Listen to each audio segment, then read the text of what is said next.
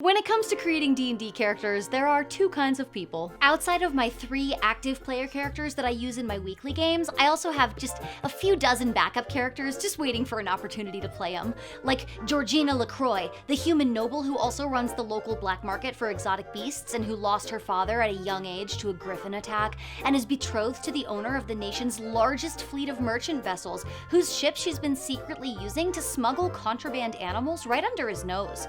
And of course, some that are way more in depth than that. Well, she's an elf, I'm pretty sure. I love creating characters. I suspect that you guys probably already knew that since I create so many of them for this channel, including regularly creating characters specifically for sponsorship spots. But whenever I join a new game, it's like all of the creative thoughts just flee my mind. I'm actually working on creating a new player character right now for an ongoing campaign, and man, no matter how many fun ideas pass through my head while I'm not trying to write a character, the minute I sit down to nail something down, nothing feels interesting enough, and everything suddenly feels super cliche. In fact, the vastness of possibility when creating a new character is a big part of what makes me feel stressed. I could make anything, so I have no idea where to start. That's why I unashamedly love character generators. Sometimes I think we get the most creative when we're operating under constraints. Pressing a button on a generator and then having to think about how you would bring that particular character to life can really get the gears turning in my head, and it forces me to think outside of the box of the characters that I would normally create. Ironically, it's often when starting from a pre-generated foundation that I come up with the characters that feel the most uniquely mine.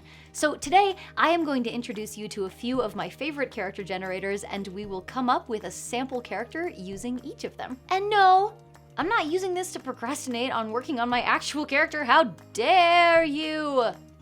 Probably the most straightforward D&D character generator you could use is the one at tetracube.com. You pick out which sourcebooks you want to pull from, you can choose to define certain traits like race, gender, class, etc., and it'll spit out a combination of mechanics and character traits that result in a pretty fully formed character concept. If you really want a lot of guidance, this is a great place to start. The way I usually use it is that I'll randomize it a few times until I see something that piques my interest, and then I'll start gradually locking in traits that I like. So I might lock in a race, name, and personality trait, but continue to randomize the class or background until something else grabs me. It's very, very rare that I generate a character on Tetracube and keep it exactly as is. So let's try it out. Jhank, Hammer, the Lizardfolk Divination Wizard, Far Traveler, female, 20 years old. Okay, I've never created a lizard folk. I tend to create humanoid characters because I love dressing up as them. But why not? Let's get weird. I love that her name means hammer, but she's a wizard. Bond, though I have no choice, I lament having to leave my loved ones behind. I hope to see them again one day. Why did she leave them? Lizardfolk quirk. You hate waste and see no reason not to scavenge fallen enemies. Fingers are tasty and portable. Yes. Love a good cannibal. Became a wizard because, while exploring an old tomb, library, or temple, I found a spell book. I was immediately driven to learn all I could about becoming a wizard. High abilities intelligence, that makes sense. Appearance unusual skin color, I would agree. Okay, so she's from the Underdark. So let's try and connect all this together. The Underdark, the exploring and found an old spell book, and leaving her loved ones behind. So maybe she found an old tomb in the Underdark, and in it she found a spell book. Okay, wait, I've got it. She found this spell book. It had divination magic in it. She flipped it open to a random page. She tried to do one of the spells, and upon reading it out, she was given a vision of something terrible that was going to happen to her loved ones, and she knew that the only way to save them would be to leave the Underdark, learn how to become a School of Divination wizard, and save them. Haha. Perfect. Occupation artisan or guild member. Okay, so maybe she was exploring this tomb because she forages for old valuable items and like fixes them up and cleans them and resells them. Values greed, evil.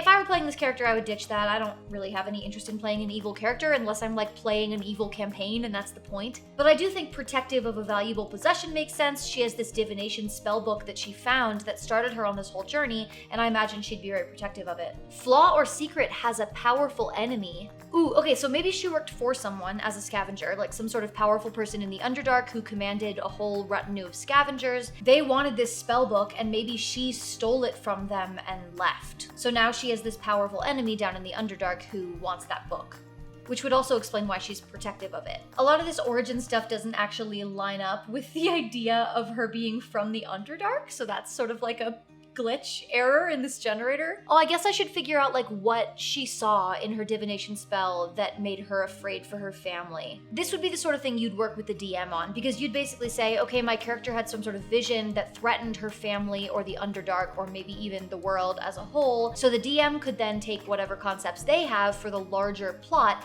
and could say, oh, here's a description of the vision that Jhank saw when doing this divination spell. Oh, I like her. Jhank.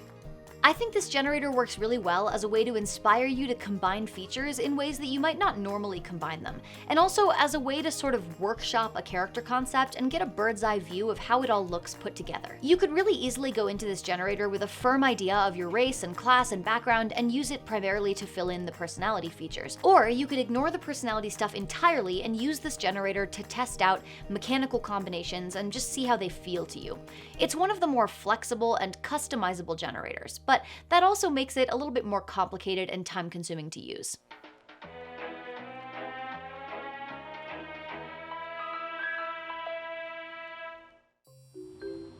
Good afternoon. Do you have a moment to hear the good word about Scarlet Citadel, an all-dungeon adventure book for 5th edition? Wait, you're not gonna sing? Oh no, that was a Kickstarter thing. Now the book is coming to the Kobold Press store for purchase. It was so great, I still remember it. It starts out in a ruined fortress and then delves below. Yep, that's the one. It's a classic dungeon crawl made for characters level 1 through 10. I think my favorite part is the map folio. It's a set of 13 beautiful full-color battle maps, 24 by 36 inches, just gorgeous. And there are 20 overlay maps that go on top of the battle maps to show traps and other dungeon features. Plus they're coded, so you can use dry and wet erase markers. I just feel like I'd be taking all of this in better if you were singing. That's funny. Anyway, it's available at koboldpress.com in print and PDF, or you can purchase a license to use it on your favorite VTT, like Roll20, Fantasy Grounds, and Shard Tabletop. Well, if you're not gonna sing... Okay, fine. If we don't have your VTT, then you can purchase all the maps online as JPGs.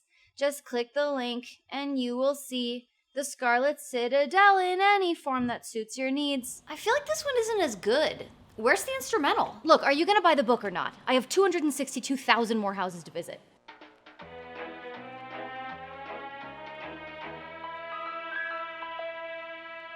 If you, like me, did text-based role-playing in the early 2000s, you are probably very familiar with the type of generator website that Springhole is, if not with Springhole specifically. Seventh Sanctum and fantasy name generators also belong to this same genre of generator website. Basically, they're full of simple, text-based generators on a ton of different topics. The specific generator that I like for D&D characters is Springhole's ridiculously awesome character idea generator, because it's the absolute opposite of Tetracube. It generates short descriptive phrases, just 4 words long. Since these are just general fictional character ideas, they might not all work for D&D, but again, this is really a throw spaghetti at the wall approach. Just throw a ton of concepts out there and see what sticks. Since these ideas are so brief, you could take them a million different ways. So what I'm looking for is not so much a character as a spark. I want something that makes me go, ooh, that's interesting. How would that work? Let's see what Springhole has for us today, shall we? Sad damaged traveler son. Nervous artificial spy bean. I want that one. Okay. Nervous. Ooh, triumphant spooky warrior girl. I love that. But I feel like I've made triumphant spooky warrior girl before. So let's go with nervous artificial spy bean. Okay, artificial, to me that reads some sort of construct. So let's go with Warforged. It makes sense that she was once a spy. I imagine this would probably make her a rogue. Okay, bean. This could mean so many things, right? But I feel like one of the most common uses of the word being to refer to a person is like someone small and cute. So I like the idea of her being, since she was built to be a spy, like particularly small. Imagine like a warforged that's the size of a halfling or a gnome. Maybe she's nervous because when she worked as a spy, she was operating under somebody else's direction, so she always had like someone to look to for instructions. But now that she's no longer working as a spy, she doesn't get orders anymore. She has to decide for herself what to do. And I can imagine that if you spent your entire life up until this point following other people's instructions, yeah, that would probably make you nervous. And then how can we tell that she's nervous? Because you know people, when you're nervous, you like sweat or you shake. What if she has like, I'm thinking about the way that people will click pens. By people, I mean me. If she's a spy and a rogue, maybe she has like a lock-picking kit that's built into her hand or her arm, and it can like be sort of like activated when she needs to use it. And maybe her nervous habit is like flicking the lock-picking kit like in and out, like deploying and undeploying like little screwdrivers on the ends of her fingers and stuff like that. Oh, and what would we name her? Maybe like when she was a spy, she had some sort of like serial number that was assigned to her, and it was like artificial spy 4639 and like AS 4639 or something like that, and then everybody in her party just calls her AS. I know it's like a very common trope for robots to have names that are like inspired by serial numbers, but it just makes sense. That's cute. It's a very like simple, straightforward character concept, but it feels like it has enough nuance to it that it would be interesting and it could unfold in a lot of different ways at the table. And I love the idea of just like a small warforged, just like a little warforged as a treat. What I love about the simplicity of this generator is that you could give 10 people the exact same 4-word phrase and they could all come up with very different D&D characters inspired by it. One person might hear triumphant fluffy traveler queen and generate a self-confident tabaxi ranger who was the matriarch of her clan but left to explore the world. Whereas someone else might hear triumphant fluffy traveler queen and instead create a proudly fat drag performer bard who goes from town to town putting on performances. It's not a character, it's a place to start brainstorming a character. Okay, this generator is arguably the most ridiculous, but also I'm completely obsessed with it. It's called Who the Fuck is My D&D Character? And this profanity-laden website, upon which I feel very at home, generates concepts that follow this simple formula: adjective, race, class, origin, and then ends with the seed of a storyline or personality, which is often truly ridiculous. The downside to this generator is mostly just that the storyline concepts are sometimes quite specific. So if a lot of people use the same generator, you might end up with a lot of people playing characters who, say, keep getting mistaken for a famous knight. But some of the storyline and personality concepts are much more flexible, like the character keeps a blacklist, or the character wants everyone to like them. Because of that downside, I think this one is most useful when you allow yourself to adjust stuff. Like, if you get the keeps getting mistaken for a famous knight bit, you might reinterpret it as being mistaken for someone else, like a local noble, or maybe the famous knight is your brother and you only get recognized as being related to him, and that makes you insecure. Basically just not taking the line too literally. Let's generate some fucking characters.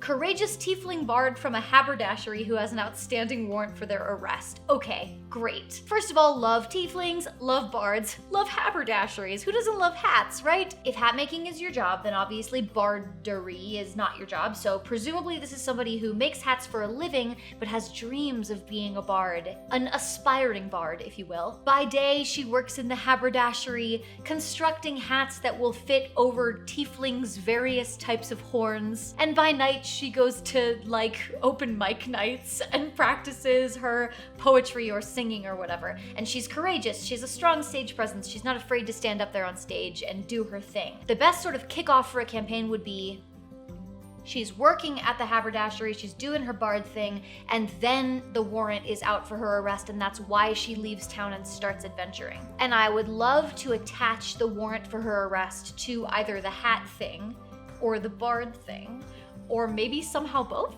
Let's say that she was hired to make new hats for the city guard, but she has suspicions of corruption in the ranks of the city guard. I don't know if there are any bard spells that would give her the ability to enchant something per se, so maybe she had to team up with somebody for it. I'd have to look into it. But she like enchants the hats to maybe eavesdrop on the city guard so that she can try and collect evidence to prove that they're corrupt. But she was found out. And so now the city guard, or whoever is corrupt within the city guard, is after her, has put out a warrant for her arrest. They probably have made up some false claims to get them to go after her so they can stop her, because now they know that she knows that they're corrupt and she has to flee in order to protect herself. But her ultimate goal would be to prove the corruption in the city guard and get the corrupt person taken out of power. There you go, it's a whole arc. What would we name her, this Haberdasher Tiefling bard? I love the Tiefling names that are like adjectives or descriptive words. It'd be cool if it was something related to hats. It'd be even cooler if it could somehow be tied to both hats and bards. This doesn't even have to be her real name. It could just be like the name that she does her bard stuff under. What if she goes by Nightcap? Because she makes hats during the day, but at night she's a bard, so her bard name at night can be Nightcap. Oh, I think that's clever, and it sounds cute. I think one of my favorite things about this generator is the gimmick of the all caps and the F-bombs. Even though it's silly, it does lend each concept a kind of confidence that I find weirdly inspiring. Like the way it's written, no matter how ridiculous the concept is, the speaker stands by it 100%. I think we should all have that kind of conviction about our characters. This was a lot of fun. I fell in love with so many randomly generated characters today. I would love to hear who were your favorites. Also, online generators are fun, but one thing that I've started to get really interested in is how other games facilitate character idea generation. I've heard that some tabletop games have really cool mechanics built in to help you come up with ideas. Many of you know that I mostly play D&D because that's what my friends play and that's what I know, but I've only dabbled in a few other games. But I'm definitely interested in learning more. So if you play a game that has a really interesting character creation system that inspires you to come up with unique and fun characters, I would love to hear about it in the comments.